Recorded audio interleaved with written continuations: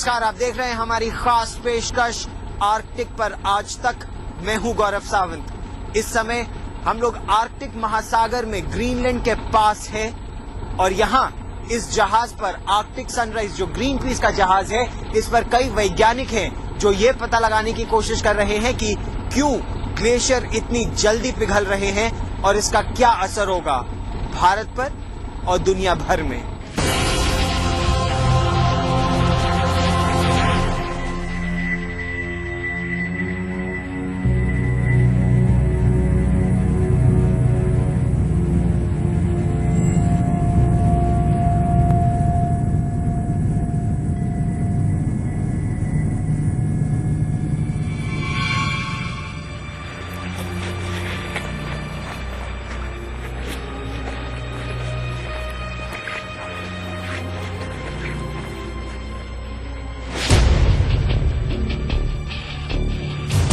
मैं धरती के उस छोर पर खड़ा हूं जिसके आगे कोई इंसानी हलचल नहीं है।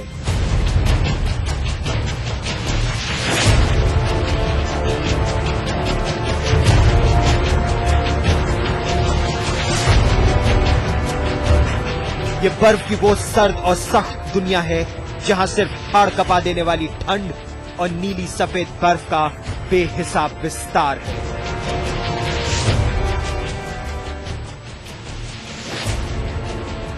जहां तक नजर जाएगी सैकड़ों हजारों किलोमीटर तक यहां सिर्फ बर्फ ही बर्फ है और ये वो जगह है जहां से उत्तरी ध्रुव की शुरुआत होती है। और बर्फ के इसी अंतहीन विस्तार में अब तक सलामत थी दुनिया की हिफाजत। जब तक इस सफेद दुनिया पर कोई खतरा नहीं था, हम इंसानों की दुनिया भी महफूज थी। लेकिन अब ऐसा नहीं है और इसका अंदाजा समूची धरती पर सिर्फ और सिर्फ यही हो सकता है। इसीलिए मैं यहां आया हूं ताकि आपको दिखा सकूं कि इस बेहद खूबसूरत सफेद दुनिया की कोख को चीरकर कैसे बाहर निकल रही है धरती की नीली मौत।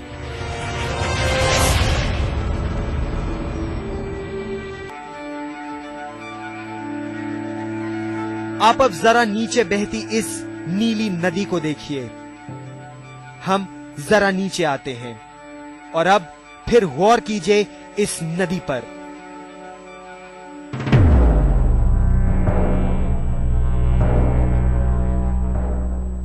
आर्कटिक पर यह नीली नदी पानी का सिलसिला नहीं, धरती की दुश्मन है। ये क्यों और कैसे हम आपको आगे बताएंगे। लेकिन अब आर्कटिक में इस जगह पर खड़ा होकर मैं साफ साफ देख सकता हूं कि यहां हर वक्त पिघल रही बर्फ और तेज रफ्तार नदी मौत बनकर हजारों हजार मील दूर मुंबई और सुंदरवन जैसे कई तटीय शहरों और टापुओं को लीलने जा रही है।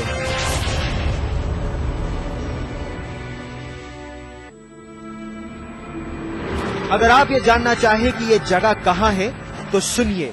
यहां तक पहुंचने के लिए मैं पहले दिल्ली से फिनलैंड की राजधानी हेलसिंकी पहुंचा और फिर वहां से आइसलैंड की राजधानी रिक्याविक। लगभग 10,000 किलोमीटर के इस सफर के दूसरे दौर में मैं रिक्याविक से ग्रीनलैंड के कुलुसुक एयरपोर्ट पहुंचा और फिर यहां से एयर ग्रीनलैंड के एक हेलीकॉप्टर के जरिए उत्तर में धरती के सबसे आखिरी गांव तसीलाक। आर्कटिक महासागर के तट पर बसे इस अलसाय से गांव में हमारी मुलाकात हुई ग्रीन पीस के साथ काम करने वाले वैज्ञानिकों से। दुनिया पर मंडराते सबसे बड़े खतरे पर सालों से रिसर्च कर रही इस टीम ने हमें जो बताया और दिखाया वो आपके भी रोंगटे खड़े कर देगा।